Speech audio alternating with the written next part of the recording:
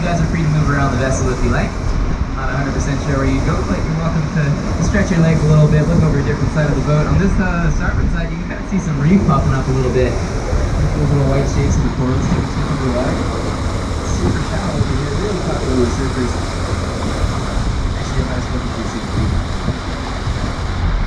That's okay, yeah, keep your eyes overboard. You might see some interesting stuff if you have time to get bottom like this before we take to the submarine, which will be about 10 or 15 minute drive out there. So it's about 2 miles down to the south over there. So we'll be cruising around for a little bit. Anytime, feel free to move around. We've got a water cooler up here if you like. And we have right now, give you some background on your background, so to speak here. Is this anybody's first time coming to Maui? Hey, welcome. Hey, Hawaii, everybody. Welcome to Maui. Yeah, so I'm sure you guys probably know Maui actually comes as kind of a package deal, right? There's actually 4 in Hawaii, which is located about 40 miles down that way.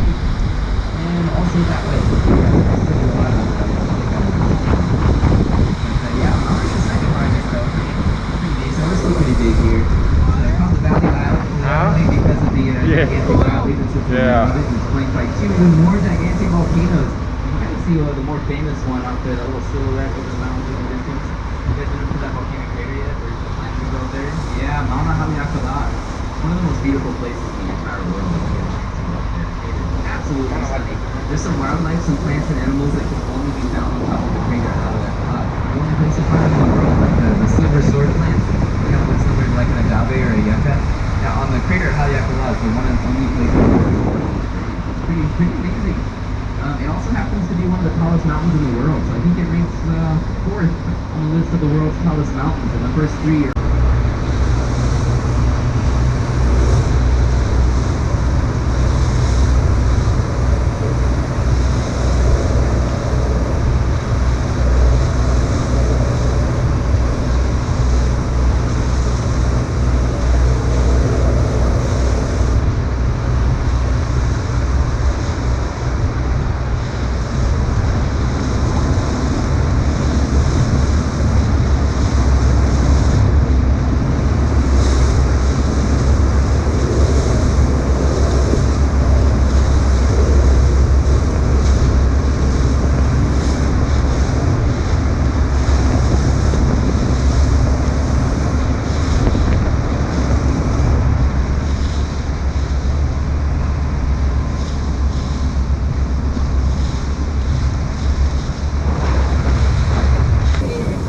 both sides of the submarine, all the different stuff down there. So keep in mind, folks, as you're climbing down to the hatches, make sure you treat it like a ladder and not like a staircase. So please don't turn forward as you're going down. Turn around and face the ladder by hold on to those railings as you're climbing down.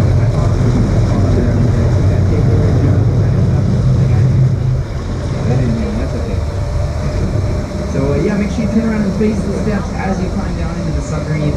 Make sure you all have your masks ready, since we are a closed air environment. Please make sure to wear your masks when you're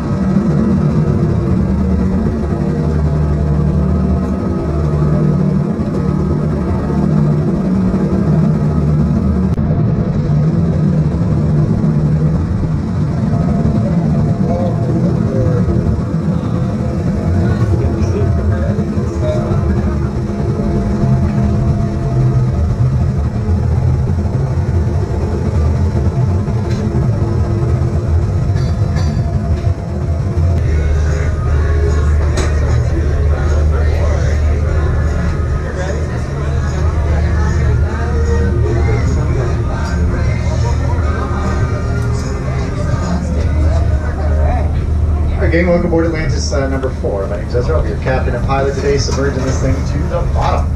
It's like a beautiful day for diving. We got other crew. We got Paul, he's co-pilot. He's taking care of the aft hatch. Gonna be my eyes in that portion of the vessel. And ready, my Brandon's your dive guide, giving you the underwater details. So, yes, we have you all on one side of the submarine. You're all out looking out the same direction. That's a good thing. Basically, I can keep the, let's put it that way. And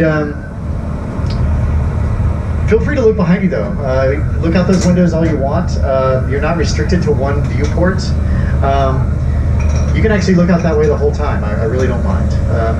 I just need to request you guys, please don't go running all around the submarine. So standing by.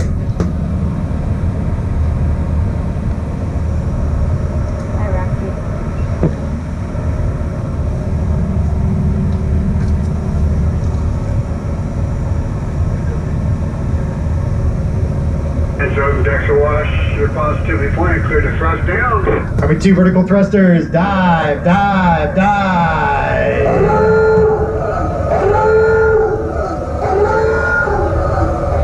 Don't worry guys, that's just for fun. The real alarm goes off 4 times. 6-0, you guys. Oh no. Oh no. Alright, coming around to 060.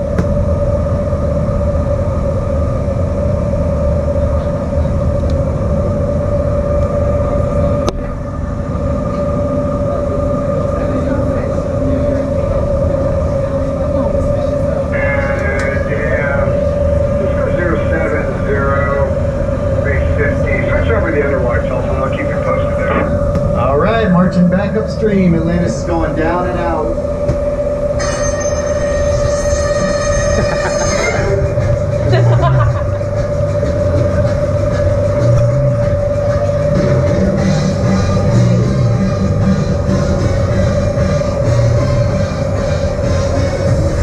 Alright everybody, so welcome once again aboard the Atlantis 4 submarine. Now your mission, should you choose to accept it, is to descend to the bottom of the Hawaiian Pacific Ocean.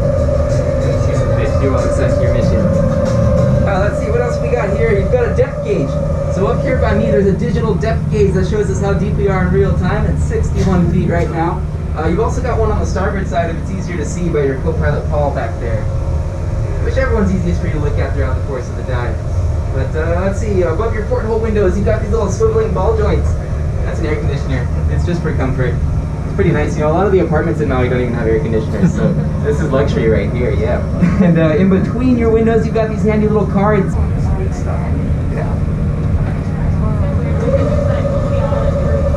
All right, so we're coming up on our next site, our North Patch Reef.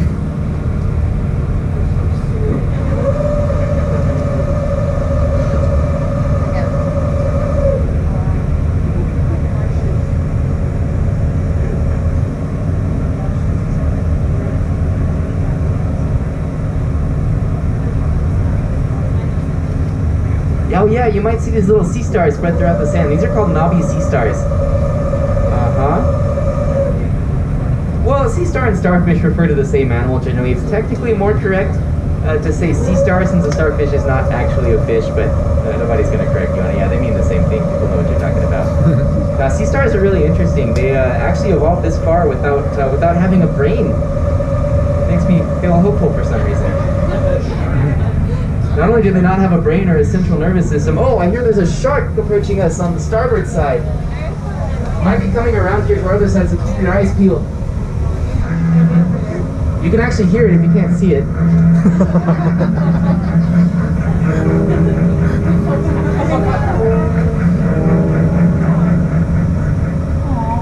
Alright, we'll keep our eyes peeled and see if we can find it. Unfortunately, these sharks are wild animals and they have a tendency to just kind of do as they please. Not always the most cooperative, but that's the importance of keeping our eyes peeled. We'll see if it pops up again.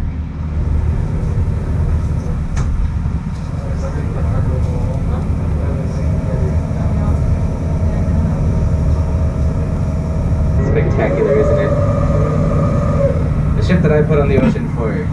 No, I'm just joking. This is called the Carthaginian. This is Atlantis' own personal shipwreck.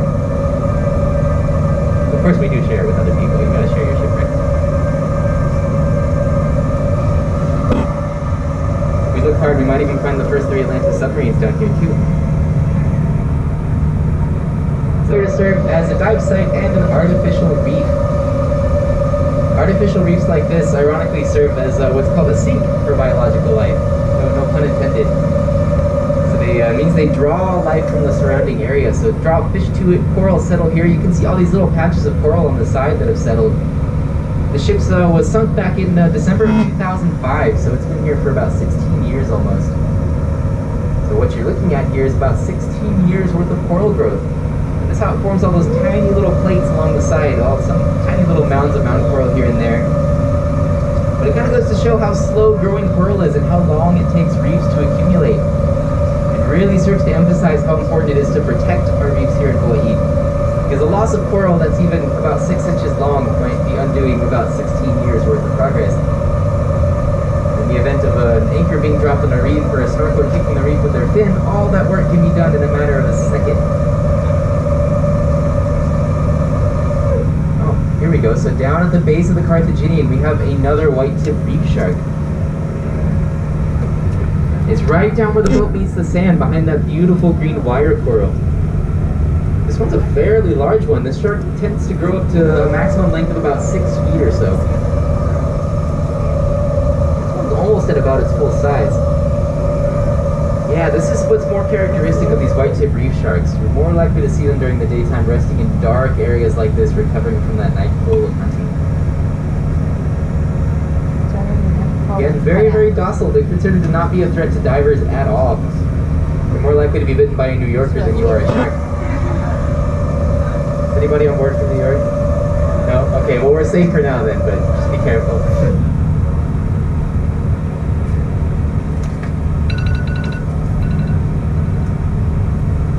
See the ship's rudder actually turned to the side. It actually dug out that little pit underneath the ship, so the rudder kept turning in the ship in the current even after the boat was sitting on the bottom, and essentially dug itself a little hole right there.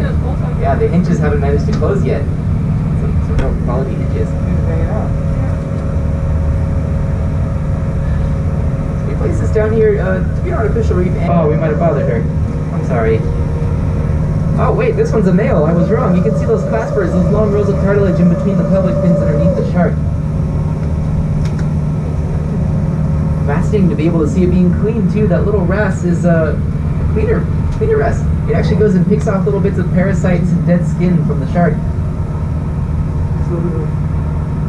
They'll set up territories around the reef and bob up and down on the water column so larger animals will come in to be clean. They'll even get up into the shark's gills and into its mouth to clean out bits of leftover food, dead skin. No, it never seems to bother them very much.